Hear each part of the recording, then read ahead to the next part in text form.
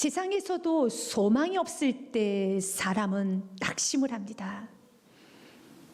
또한 내가 열심히 뭔가를 했음에도 불구하고 내 스스로가 느끼기에 더 이상은 안 되겠다라는 생각이 확신으로 내 안에 들 때 인간은 이제 두 손을 들고 낙담이란 걸 합니다.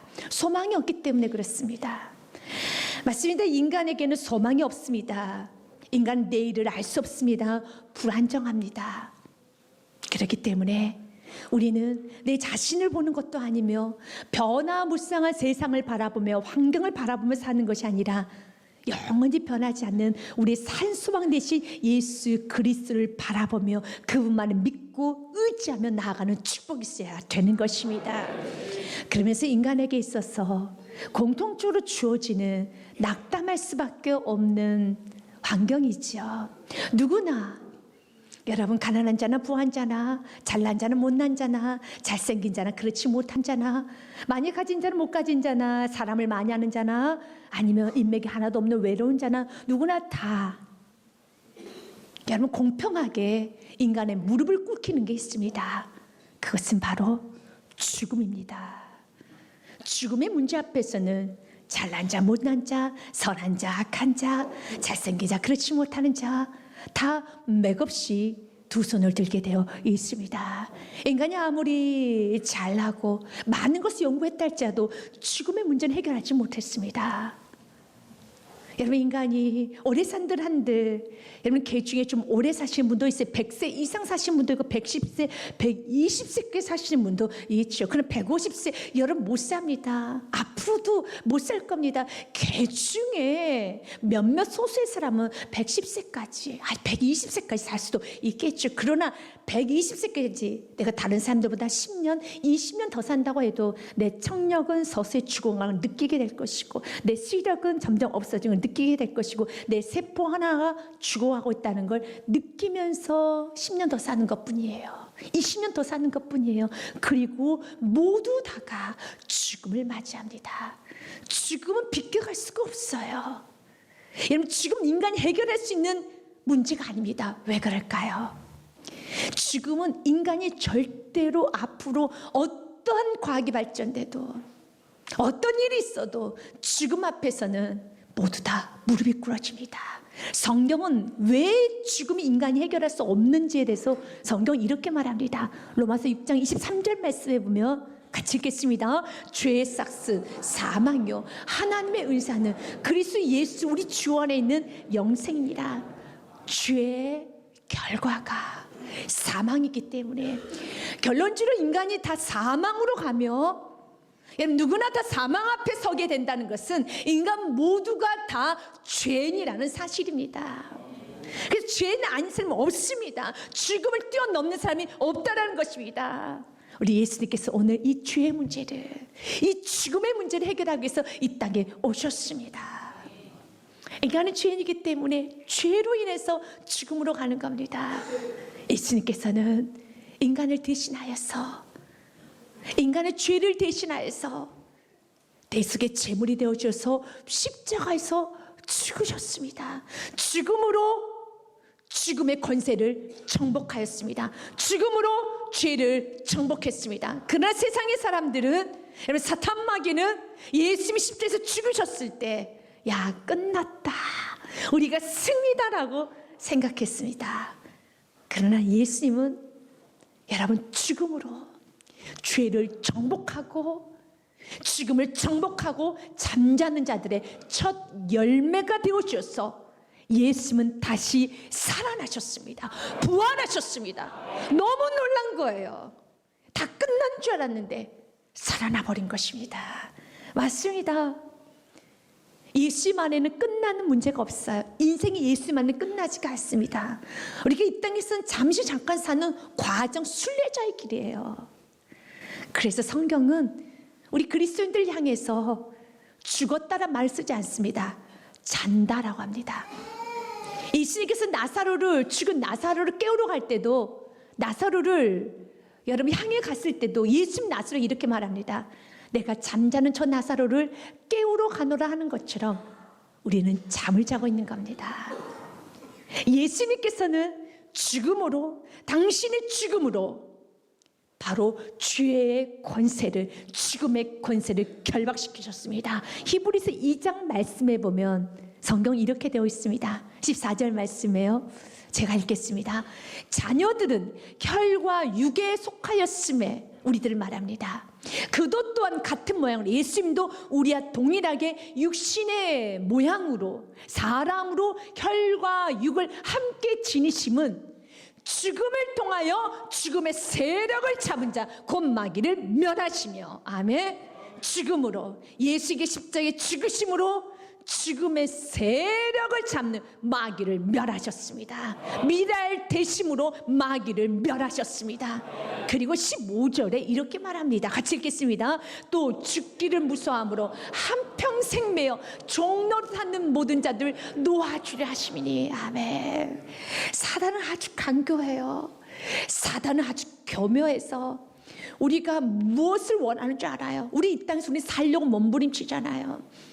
가정도 꾸려보고 인생을 살아보려고 몸부림친다는 겁니다. 그래서 사단이 살려가는 그 본능, 살려가는 그 우리의 모습을 보면서 우리를 종처럼 가누고 있어요. 한번 살아봐. 너 살아봐. 네 인생 네가 살아봐. 너 할 수 있어. 네 인생 너가 살아봐. 그리고 이리로 끌고 다니고 저리로 끌고 다닙니다. 죽기를 무서함으로. 나 잘 살아야 되는데, 나 성공해야 되는데, 나 사람들에게 좋은 칭찬 받아야 되는데, 죽기를 무서움을 한평생을 매어 종노릇하는, 사단의 종노릇하는 모든 자들을 놓아주려 하심이라. 여러분, 살 길은 예수 믿는 길입니다. 여러분 정말 살고 싶습니까? 생명 대신 예수님을 붙들고 살아야죠. 사단은 우리가 살려가는 본능을 사용하여서 끊임없이 세상으로, 끊임없이 죄를 짓게 만듭니다. 당신을 사단의 종으로 살도록 만들고 있습니다. 그런 사단의 종 되었던 우리들 예수님께서 건져주시면서 이제는 내가 산 것이 아니요 내 안에 계신 예수 그리스도께서 사신 것이라는 그 말씀이 이해가 됩니다. 그 말씀이 믿어집니다. 이제는 주님, 내가 살려고 몸부림치지 않겠습니다. 이제는 예수님께서 사시는 삶, 예수님의 영광이 드러나는 삶으로 예수님의 죽음을 통해서 죽음의 세력을 정복한 것처럼 내가 죽음으로 가정에 이르는 저주를 끊겠습니다. 내가 순종함으로 내가 다시 부활의 역사를 맛보겠습니다. 내가 미랄됨으로 열매를 맺겠습니다. 이게 살 길입니다. 예수님께서는 우리를 위해서 십자가에서 죽으시고 예수님 다시 부활하시고 우리에게 말씀합니다. 내가 너를 대신해서 십자가에서 죽었고 내가 이렇게 다시 살아나는 것처럼 너 또한도 살아나리라, 변화되리라. 너 또한도 살아나리라. 고린도전서 15장 51절과 52절 말씀 보면 내가 비밀을 말해주겠다라는 말씀이 있습니다. 여러분 꼭 아셔야 되는 비밀이에요. 보라, 내가 너에게 비밀을 말하노니 우리가 다 잠잘 것이 아니요 영원히 잠들지 않는다는 겁니다. 깨어납니다. 마지막 나팔의 순식간에 호련히 다 변화되리니 52절 말씀 같이 읽습니다. 나팔 소리가 나매 죽은 자들이 썩지 아니할 것으로 다시 살아나고 우리도 변화되리라. 아멘. 예수님이 십자가에서 죽으시고 무덤에 들어가셨어요. 그런데 무덤을 열어보니 예수님이 없어요. 예수님 시체가 없어요. 왜요? 예수님은 살아나셨기 때문에, 변화되셨기 때문에 우리도 마찬가지예요. 우리가 생이 끝나면 우리 또한도 무덤에 들어갑니다. 우리 또한도 부셔집니다. 우리 또한도 다 썩어집니다. 부패합니다. 그러나 예수님께서 변화되어서 우리에게 나타나신 것처럼 우리 주님 기억하기 원합니다. 너희도 변화되리라. 나팔 소리가 나며 죽은 자들 썩지 아니할 것이 다시 살아나고 우리도 변화되리라. 예수님이 변화되신 것처럼, 예수님이 형상이 다시 나타나신 것처럼 너희도 편하되리라. 이 놀라운 이 회복과 놀라운 축복과 놀라운 새 생명의 역사가 우리가 죽고 난 후에 먼 훗날의 날로만 우리가 기억하는 것이 아니라 우리 주님께서는 이 부활의 역사를 오늘도 우리가 누리기를 원하고 있습니다. 그래서 예수님께서는 십자가를 지시기 전에 완전히 죽어 썩어 냄새나는 나사로를 살려내십니다. 예수님께서는 17절 말씀에 보니 나사로의 집에 도착합니다. 예수께서 와서 보시니 나사로가 무덤에 있은지 이미 나으리라. 그 당시 민간인들은 이런 생각을 하고 있었습니다. 죽어도 3일 동안은 영이 아직은 떠돈다라는 그런 미신을 믿었어요. 예수님은 오늘 이 죽은 나사로를 살리는 사건을 통해서 부활의 역사를 예표로 보여주기 원하셨고, 예수님의 능력을 보여주시기 원하셨고, 예수님이 나아가는 곳에는 죽음도 죄도 어떤 것도 예수님을 막을 수 없다는 걸 분명히 우리가 알기를 원하고 있습니다. 그래서 예수님은 좀 지체하셨어요. 늦게 오셨어요. 예수님은 날 사랑하는 나사로가 병들었다는 소식을 들었습니다. 그런데도 늦게 오셨어요. 왜냐하면 3일 지나서 오셨어요. 어떤 여지도 이것은 좀 우연이야. 아닙니다. 어떤 여지도, 인간의 어떤 여지와 교만이 남지 않도록 믿지 않은 자들도 굴복할 수밖에 없게끔 예수님은 너무 오랫동안 있다 오셨어요. 팔레스타인 지역은 지금 우리와 틀리게 너무 무더워요. 습도와 뜨거운 열기로 인해서 빨리 부패가 돼요. 그래서 그 누이 마르다도 이런 말합니다. 썩어 냄새가 나요. 썩어 냄새가 난다는 거예요.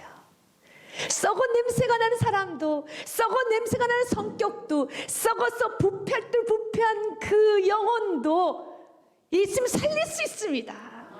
지금 살릴 수 있습니다.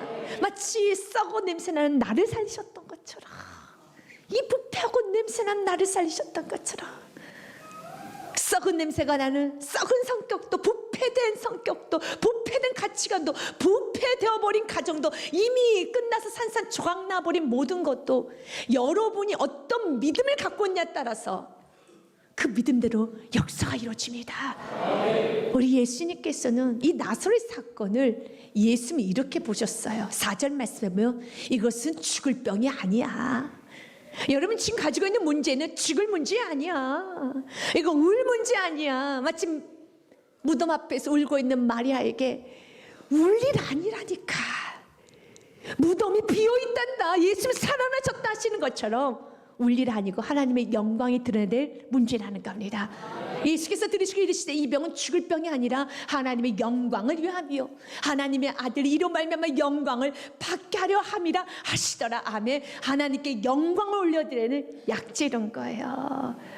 이제는 부활주를 맞이한 저와 여러분은 이 믿음으로 나사로 같은 이런 죽음, 이런 내가 더 이상 어떻게 할 수 없는 두 손 들어야 되는 그 상황에서도, 그 엄청난 무게와 같은 그런 문제도 주님께서 내가 믿음으로만 나아가면 주님께서 영광 받으실 문제로 바꿔주실 믿으시길 바라겠습니다.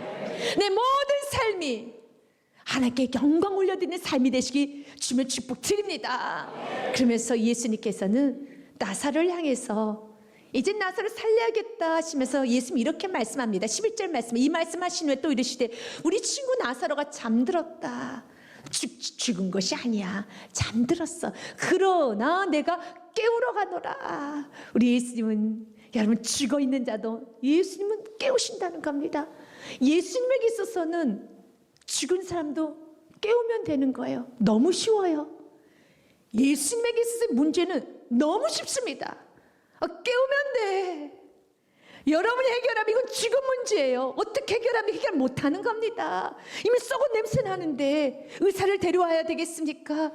무엇을 해야 되겠습니까? 그러다 치유가 되겠습니까? 치유 안 됩니다. 그러나 예수님에게 있어서는 너무 쉬워요. 그러면서 예수님께서 나사로 집에 도착했을 때 마르다가 맞이합니다. 21절 말씀에 보면 마르다가 예수께 여짜오되 주께서 여기 계셨더라면 내 오라버니가 죽지 아니하였겠나이다. 주님 좀 일찍 오셨으면 좋았을 텐데 왜 이리 늦게 오셨습니까? 왜 이리 늦게 오셨습니까? 너무 아쉬워요. 예수님 그곳에 계셨더라면 우리 오라버니는 죽지 아니했을 건데. 그런데 마리아가 굉장히 귀중한 고백을 합니다. 22절 말씀은 이제라도 지금이라도 주님이 하실 수 있습니다.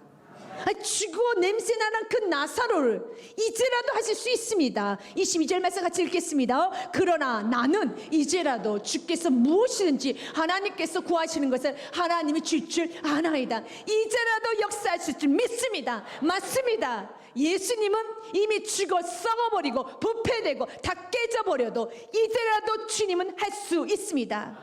우리 가끔씩 좀 너무 가슴 아픈 말은 의사에게 만약 조금만 일찍 오면 어떻게 좀 해보겠는데 너무 늦게 오셔서 더 이상 할 것이 없습니다. 나는 그런 말을 들을 때 너무 슬프죠. 그러나 우리 대의사이신 예수님은 너무 늦게 온다는 말씀을 하지 않습니다. 우리가 아무리 늦게 와도 이 문제가 아무리 늦은 문제 같아도 더 이상 가망이 없어도 예수 말합니다. 지금 고치면 돼. 나에게서 늦은 건 없어. 예수님은 늦으신다는 말씀하지 않습니다. 예수님에게 있어서는요, 여러분 늦게 왔다는 말씀하지 않습니다. 예수님은 늦은 것이 없습니다. 이제라도 지금이라도 주의 가지고 나아가며 주님이 해결하지 못할 문제 없고 고치지 못할 질병 없고 여러분 회복시키지 못할 영혼이 없음을 믿으시길 바라겠습니다. 이제라도 이게 믿음이에요. 우리 주님은 시간과 공간의 제약을 받으신 분이 아닙니다. 어떤 문제에 크게 제약을 받으신 분도 아니고 우리가 생각하기에 이 문제는 쉽지만 이건 어렵고 예수님은 이건 못 고치겠지 그런 거 없습니다. 예수님은 모든 것이 예수님 발 아래 있습니다. 그래서 예수님께서는 죽음의 문제를 건드신 거예요. 그래서 이런 아름다운 고백을 하고 있는 나는 이제라도 난 마르다는 이제라도 주께서 무엇인지 하실 수 있다라는 그 귀한 믿음을 갖고 있는 마르다에게 예수님은 분명하게 명료하게 말씀합니다. 내 오라버니가 살아나리라. 아멘. 23절 말씀 같이 읽겠습니다. 예수께서 이르시되 내 오라비가 다시 살아나리라. 할렐루야. 아멘. 여러분 이보다 더 분명한 응답이 어디 있을까요? 이보다 더 분명한 여러분 예수님의 음성이 어디 있을까요? 예수의 응답이 어디 있을까요? 분명히 말씀합니다. 네 오라비가 살아나리라. 그러면 마르다는 할렐루야 외치며 정말로요? 예수님 감사합니다. 예수님 고맙습니다. 그러면 나는 뭐 해야 될까요? 오라버니가 지금 살아나는 거예요? 그럼 제가 들어가서 보면 돼요? 이 닫혀있던 돌문을 열면 되면 되겠습니까? 라고 여러 가지 말로 주님의 말씀에 아름다운 반응을 해야 되는데 여러분 마르다가 왜 울고 있나요 지금? 마르다가 왜 우나요? 나사로가 죽어서 울잖아요. 그러면 주님께서 너가 그렇게 아파하고 우는 문제 해결해 주시겠다며 기뻐해야 되는데 오히려 마르다가 아닙니다 라는 말을 해요. 괜찮습니다. 아니 주님이 살리시겠다는데 됐습니다. 24절 말씀해 보면 같이 읽겠습니다. 마르다가 이르되 마지막 날 부활 때는 다시 살아날 줄 내가 아나이다. 예수님은 지금 내 오라버니가 살아나리라 말씀하셨는데 마르다는 예수님의 그 말씀을 먼 미래로 들었어요. 나중에 예수님 그래도 고마워요 위로로 들었습니다. 그래도 예수님 말씀하셔서 마음에 평안 얻었어요. 여러분 기독교는 신앙생활은 단순히 세상의 잡종교들처럼 마음의 평안만을 갖고 가는 거 아닙니다. 그분은 살아 역사합니다. 지금 잠시 인스턴트와 같은 잠깐 위로받고 가는 거 이거 기독교 신앙 아닙니다. 기독교는 근본적인 문제를 해결해 주십니다. 기독교는 확실한 답을 주십니다. 이 죽음이 어디서부터 왔습니까? 죄로부터 왔잖아요. 주님께서 그 죄 문제를 해결해 주셨기 때문에 죄로 인한 가난, 질병, 죽음 모든 것은 다 해결될 수 있습니다. 오늘도 그 보혈의 피가 뚝뚝뚝 흘려지고 있습니다. 요한일서 1장 7절 말씀 보면 예수의 피가 모든 것을 깨끗게 하실 것이요 그가 빛 가운데 계신 것 같이 우리도 빛 가운데 행하며 우리가 서로 사귐이 있고 그 아들 예수의 피가 우리를 모든 죄에서 깨끗하게 하실 것이요 아멘. 예수의 피가 우리를 모든 죄에서 죄로 인한 가난, 질병, 여러분 죽음 모든 흑암의 세력도 예수의 피 앞에서는 깨끗하게 됩니다. 깨끗하게 됩니다. 그래요. 예수님께 좋은 위로받고 그래 나중에는 다 잘 될 거야. 그것도 좋지만 그렇다고 해서 우리의 눈의 눈물이 제거됩니까? 문제가 해결이 돼야죠. 예수님 살아나셨습니다. 살아날 것이 아니에요. 예수님 살아나버리셨습니다.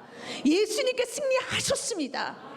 누구든지 이 믿음을 가지고 살아계신 예수 그리스도를 믿고 나아가는 자는 그 살아계신 역사, 그 새 생명 역사를 매 순간순간마다 맛볼 수 있습니다. 지금 마르다는 본인의 신앙 고백과 그리고 본인의 행동과는 너무 달라요. 나중에 내가 마지막 날에 부활 때는 다시 살아날 줄 그때 알겠습니다. 그러나 예수님은 지금 살아나리라. 마르다의 믿음은 너무 없었어요. 왜냐하면 25절부터 27절 말씀 예수님 다시 한번 말합니다. 나는 부활이야. 나는 생명이란다.